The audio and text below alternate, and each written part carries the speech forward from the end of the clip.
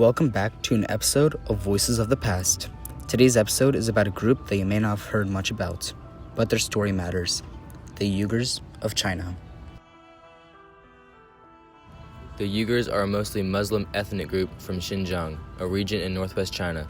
For centuries, they lived there with their own traditions, language, and faith. In the 1700s, the Qing dynasty took over Xinjiang. Since then, the Uyghurs have struggled to keep their freedom. In 1933 and 1944, they formed their own East Turkestan Republic, but both times China quickly shut it down, and after China became communist in 1949, Xinjiang was locked in. Then things got worse. The Chinese government moved millions of Han Chinese into the region. Uyghurs were pushed out of their jobs, the language was limited, and religious practices were restricted.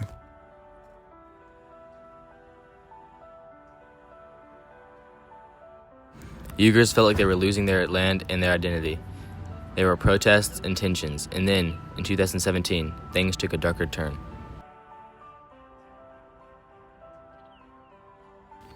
That's when the mass detention of Uyghurs began. Over 1 million people were taken into re-education camps. But they're not normal camps. They were prisons.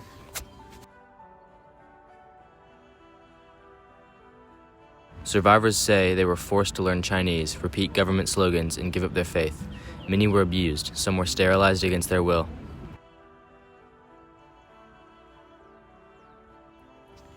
Tersindi Ziawadun is one survivor. She was detained twice.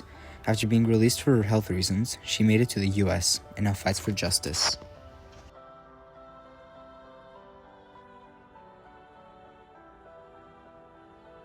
Kalbaner Guinea also lives in the U.S. Her sister was jailed for 17 years for teaching religion. Kalbaner speaks out for her and for others still trapped.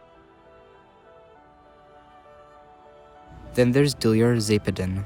His father was detained in 2021. That pushed him to become an activist. In 2022, he held a hunger strike outside the White House.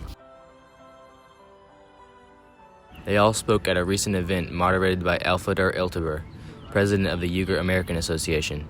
She's made it her mission to raise awareness. One of the biggest human rights issues today? Forced labor. Uyghurs were being made to work in factories and farms with little or no pay at all. Some are in camps like in Kashgar, working under strict control. Others are moved to different parts of China with their documents taken away so they can't escape. This forced labor touches a lot of industries such as cotton, electronics, agriculture, and even solar energy. Over half of China's solar materials come from Xinjiang.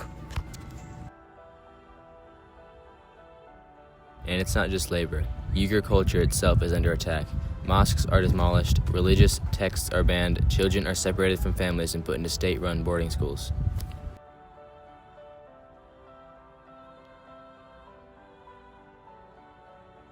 These actions aren't just policies. Some experts and governments call it genocide. That's not a word to be used lightly. It means an attempt to destroy people by erasing their identity, their voice, and even their future. The world is paying attention. In 2021, the U.S. passed the Uyghur Forced Labor Prevention Act, banning goods from Xinjiang unless proven clean. And in 2024, the U.S. blacklisted over 100 Chinese companies linked to forced labor. It's a big move, but more is needed. Other countries are stepping up too. The European Union and Canada have issued sanctions. The UN has raised concerns, though access to Xinjiang remains limited.